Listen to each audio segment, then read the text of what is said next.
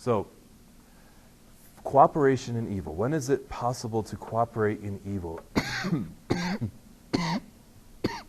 Sorry.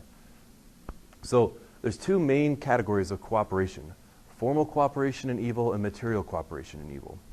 And they're pretty easy to distinguish. What is not formal is material. So, formal involves participation in the principal agent's act in such a way that the evil object becomes one's own. Now, I'm taking all these from my seminary notes. I don't remember if I quoted anybody. I'm not sure if I'm plagiarizing right now. They're just copy and pasted from my seminary notes, and I didn't have quotes on them. So it's probably my professor, I don't know. So formal cooperation in evil, you're participating in that principal agent's act in a way that it becomes your own. You're participating in a way that you're in cahoots. You're driving the getaway car. That's formal cooperation in evil. You're helping them. You're involved. In formal cooperation, the cooperator intends, either explicitly or implicitly, the wrongdoing done by the principal agent. One intends or one's purpose is or includes that another commits sin. Like the person driving the getaway car intends to rob a bank. They're sharing that intention of the bank robbers. One's proposal or what one chooses is identical with or includes the immoral proposal of the person with whom one is cooperating.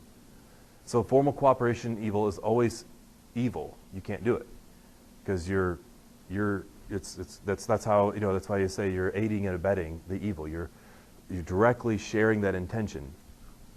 Maybe an example: a person that works for Planned Parenthood because they believe that abortion is good or is a solution to problems, shares the intention of the abortion doctor.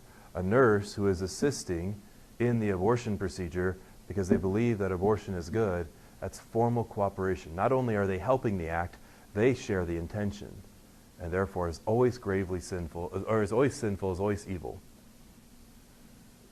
I just gave those examples. So, nurse working on abortions at a hospital who speaks openly of her support for abortion procedures is explicit formal cooperation. The administrator of a Catholic hospital that performs sterilizations are cooperating implicitly and formally in the performance of such operations. They're the ones that are running the hospital. They get to choose the policies. They chose this policy. Therefore, they might not be doing it explicitly they might not be helping explicitly in the room, but implicitly they have set the train in motion. Any employment at an abortion clinic, even if the reception is just filling out forms, because of what that abortion clinic stands for. It stands for an intrinsic evil, the destruction of human life at a grave level. I mean, the murder of children. Any type of involvement with them is going to be formal cooperation. You can't say, well, I just fill out the forms. I just do the books for them. Sorry, you can't that's such a intrinsic evil that you can't work there without sharing that intention. Because that's their business. That's what they do. Okay. So material cooperation is any cooperation that's not that. It's just going to, whenever cooperation is not formal, it's material. So the cooperator does not intend the wrongdoing of the principal agent, but does something which is either good in itself or indifferent by which facilitates the immoral act. So, if you're doing evil, well, that's not cooperation, that's action. You're actually committing evil, that's a sin. It's not cooperation in evil, it's doing evil. So this is cooperation in such that you're not doing something in itself that would be immoral. It's either indifferent or good, but you're facilitating the immoral act, even though you might not share the intention. And so this has to be judged based on further analysis. It could be evil and not morally allowed, or it could be morally allowed. And so this is where we get into immediate or mediate cooperation. So you have formal and material, immediate or mediate.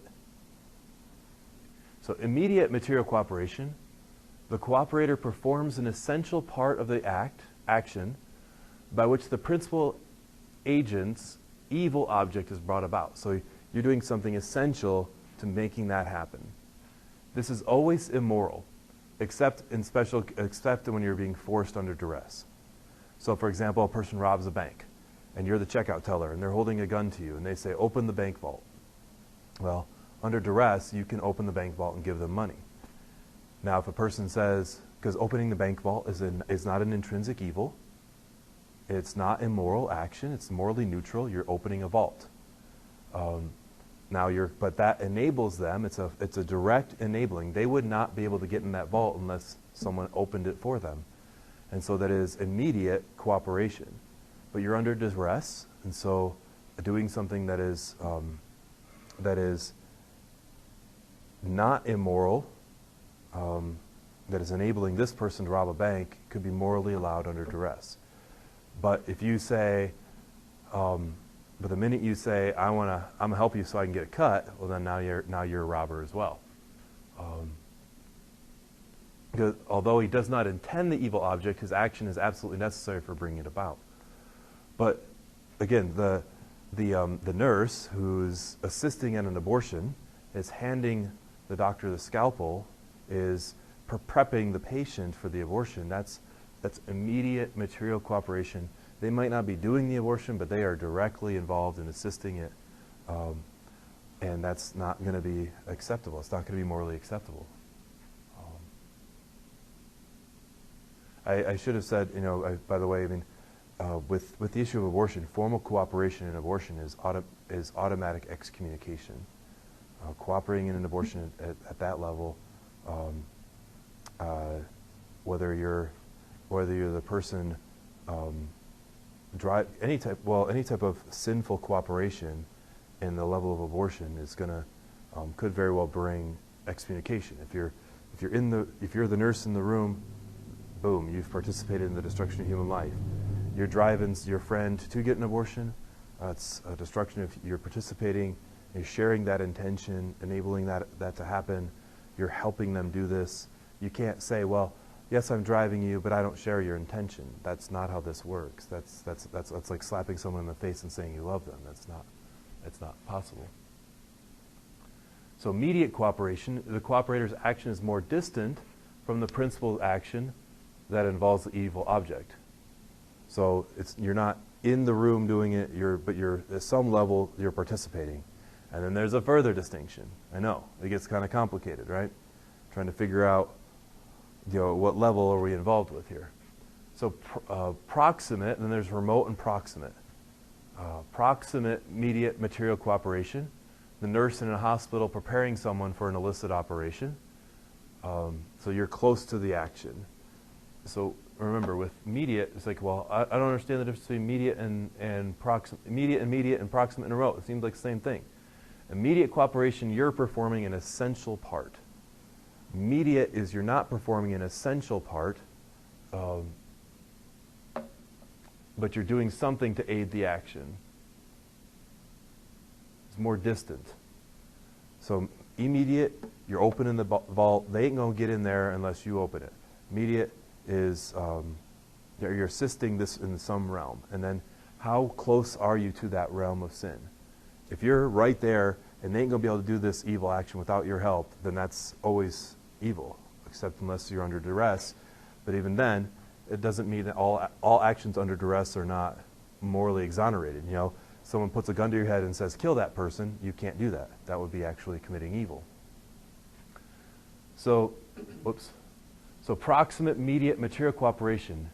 This is the nurse in the hospital preparing someone for an illicit operation. Remote, immediate material cooperation would be a taxi driver taking someone to an abortion clinic, or a receptionist at a hospital that also does abortions. And unfortunately, many do. So hospital has a big umbrella of all the things that it treats, and abortions are going to be one of these aspects. So could someone be a nurse in a hospital and be assisting at abortions? Of course not. They can't assist. Could they be a nurse in a hospital or a bookkeeper in a hospital? Yes, that's remote enough where you're not directly involved in assisting that action, or you're far enough away. Now, they don't have to work in that hospital. They could take a stand and say, I'm not even going to work in any type of hospital that has any type of connection to do with abortion, and that would be a virtuous thing, but it's not morally, if that's the job that they can get, the their need for an employment, their need to provide for their family, can allow for that type of